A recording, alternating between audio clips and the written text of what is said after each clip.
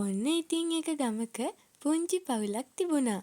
ඒ පවුලේ ඉන්නේ අම්මයි තාත්තයි චූටි දුවෙකුයි. ඒ චූටි දුවගේ අම්මට නම් හොඳටම අසනීපයි. ඔන්න ඉතින් එකපාරටම මේ අම්මා එයාගේ චූටි දුවවයි එයාගේ සැමියාවයි දාලා යන්නම යනවා.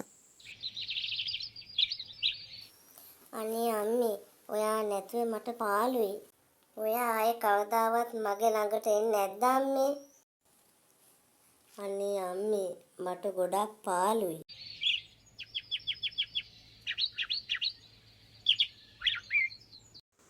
එහෙනම් දුවේ දැන් අපේ අම්මත් අපි ගාව නෑනේ දුව.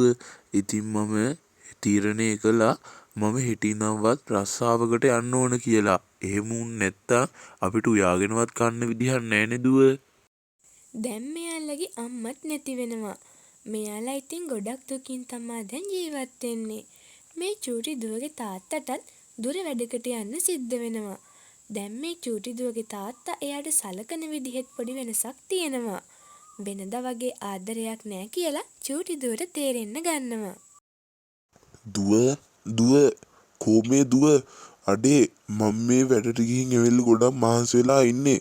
දුව කෝ දැන් තමුසේ මගේ බත් එක මේ සුටින් බෙදලා තිබ්බද? දුව ඉස්සෙල්ලා මේ දොර අරිනවා. දුව හැබැයි දැන් මං ආයතුලට ආවොත් තමුසේට හොඳටම ගහනවා. දුව ඉක්මනට මේ දොර අරිනවා. මෙයාට මෙහෙම කියලා හරියන්නේ නැහැ. ගිහින්ම මෙයාට දෙකක් ගහලම තමා බත් එක බෙදා ගන්න වෙන්නේ.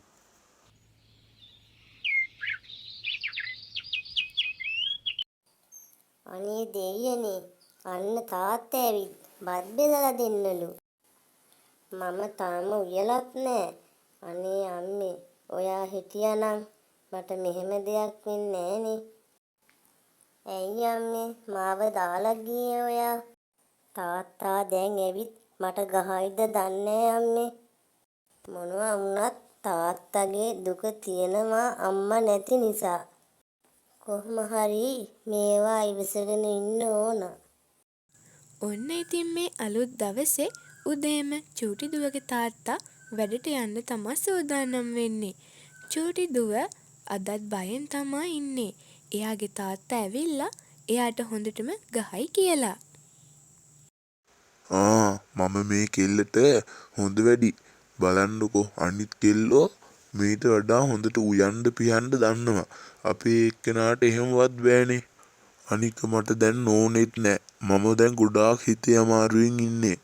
එහෙමයි කියලා මෙයා ගෙදර වැඩක් නොකර හිටියාම මට කෑම හදලා දෙන්නේ කවුද? මෙයාට මම අද හොඳ පාඩමක් උගන්වනවා. කතා කරා දොර ඇරියෙන්නේ නැහැ. ඉන්නකො අද තමා මේ කෙල්ල තාත්තගේ තරම දැනගන්නේ. මට ගොඩාක් හිතේ වේදනයි. අද මං අපේ කෙල්ලට මතක හිටින පාඩමක් දෙනවා. හොඳට ගහන්න ඕන කෙල්ලට. ඇයි ඉතින් මම මේ මෙච්චර මහන්සිලා වැඩ ඇරලා ගෙදර එද්දී දොරවත් අරින්නේ නැහෙනි කතා කරද්දී.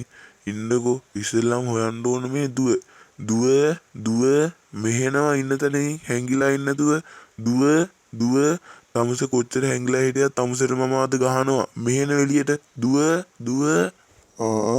දුවට හොඳටම නිින්ද ගිහින් ඇති. ඊයේ රෑ වෙනකම් මම බලාගෙන හොඳටම අඬනවා. මොනවා වුණත් කිල්ලත් ඇත්තේ හිතේ වේදනාවේ.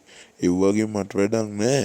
ඒ කිල්ල දැනගන්න එපේ මට උයලා පියලා තියන්න මම මහන්සි වෙලා ගෙදර වැඩැල්ල ඉද්දී ඉන්නකො අද නම් මම දුවට හොඳ පාඩමක් උගන්වලා තමයි පස්ස බලන්නේ. ඔන්න බලා ගන්නකෝ තාත්තගේ වැඩ. ඉන්නකො ඉස්සෙල්ලාම කෝට්ටක් කඩාගෙන ආවනම් හරි නේද?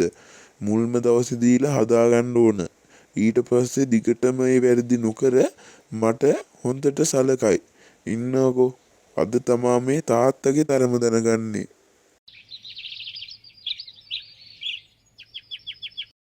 අනේ තාත්තේ, මට සමා වෙන්න. මට ගහන්න එපා තාත්තේ. මම අම්මා නැතුව ගොඩක් දුකින් ඉන්නේ තාත්තේ. මට රිදෙනවා. මාත් ගොඩක් මහන්සි වෙලා ඉන්නේ. මම ඔයාට ඉක්මනට උයලා දෙන්නම් තාත්තේ. අනේ මට ගහන්න එපා. ඇති තාත්තේ, ඇති.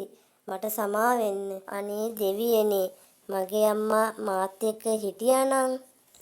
ඔන්න යාළුවනේ අලුත් දවසක ආරම්භයක්. ඉතින් යාළුවනේ ඉස්සර හිටපු හොඳ තාත්තා නෙමෙයි දැන් මේ චූටි දුවට ඉන්නේ.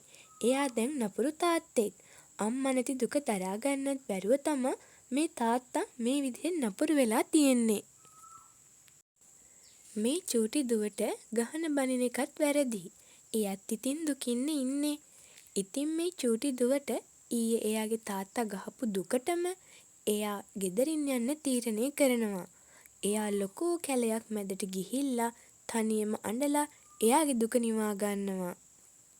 අනේ අම්මේ ඊයේ මට තාත්තා ගහපුවා ගොඩාක් රිදෙනවා අම්මේ. දෙවියනේ ඇයි අම්මේ ඔයා අපුව දාලා ගියේ? ඔයා ගියේ නැත්තම් අපිට මෙහෙම වෙන්නේ නෑනේ. තාත්තත් මේ දුර වැඩකට යන නිසා තමා ඔක්කොම කරදර. එහෙම නොකරත් බෑනේ.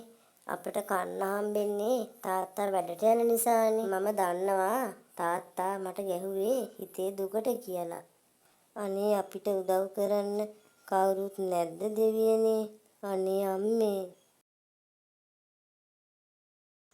ආනේ මම මේ මොකද්ද මේ කරගත්තේ? මගේ දුවට ඊයේ මං හොඳටම ගැහුවා. මොනා කරන්නද අනේ? මාත් ඊයේ හොඳටම මහන්සි වෙලා හිතේ දුකින් හිටියේ. අනේ කෝ මගේ අසරණ කෙල්ල. අනේ මගේ කෙල්ල. අයියෝ ඉක්මනට යමුකෝ බාන්න හොයන්නවත්. ඉක්මනට එන්න කෙල්ලේ. චූටි දුවේ මම ඔයාට පිහිට වෙන්නයි ආවේ. මම දන්නවා ඔයාට උන හැම කරදරයක්ම. ඔයාගේ අම්මත් දැන් ඔයාට නැති වෙලා නේද ඉන්නේ. මට ඒ ගැන ගොඩක් දුකයි දුවේ. තාත්තත් හිතේ දුකින් ඉන්නේ චූටි දුවේ. මම තාත්තගෙත් හිත හරිගස්සන්නම්. ඔයාලට මේ හැම කරදරයක්ම තාත්තා දුර වැඩකට යන නිසානේ. දැන් ඒ ප්‍රශ්න ඔක්කොම ඉවරයි. හොඳට අහගන්න චූටි දුවේ. ඔයාලගේ ගෙදර පිටිපස්සේ ළිඳ ළඟ රත්තරන් මුට්ටියක් තියෙනවා. ඔයා ගෙදර ගියපු ගමන් ඒක ගන්න චූටි දුවේ. ඔයාගේ තනියට හැමදාම අම්මා වගේ මම ඉන්නවා. ඔන්න ඉතින් දැන් හවස් වෙලා. මේ චූටි දුව සුරංගනාවිටත් ස්තුති කරලා දුවගෙන ගෙදර ගියා. ඒ වෙනකොට තාත්තත් ගෙදර ඇවිත් තමයි හිටියේ. මේ චූටි දුව සිද්ධ වෙච්ච හැම දෙයක්ම තාත්තට කිව්වා. ඒ වෙලාවෙම තාත්තයි චූටි දුවයි ළිඳ ළඟට ගිහින් බැලුවා මේ රත්තරන් මුට්ටියේ කතාව ඇත්තද කියලා. ඒක ඇත්තක් තමයි. චූටි දුව එයාට සුරංගනාවේ හම්බ වුණ එක ගැනයි තාත්තගේ සතුට දැකලා ගොඩක් සතුටින් තමයි හිටියේ. තාත්තත් සතුටින්. දැන් ඉතින් අය දුර වැඩවලට යන්න ඕමනාවක් නෑ. එයාලට ජීවිත කාලෙටම ඇති වෙන්න සල්ලි තියෙනවා. මගේ දුව නිසා තමා මේ දීපල සේරම. මගේ දුව නිසා නෙමේ ඔක්කොම. මං ආයේ දුව දුර රස්සාවල් වලට යන්නේ නෑ. මට සමා වෙන්න දුව ගහපු එව්වට. එහෙනම් යාළුවනේ ඔයාලා මෙච්චර වෙලාවක් අපේ මේ කාටුන් එක බැලුවට ඔයාලට ගොඩාක් ස්තුතියි.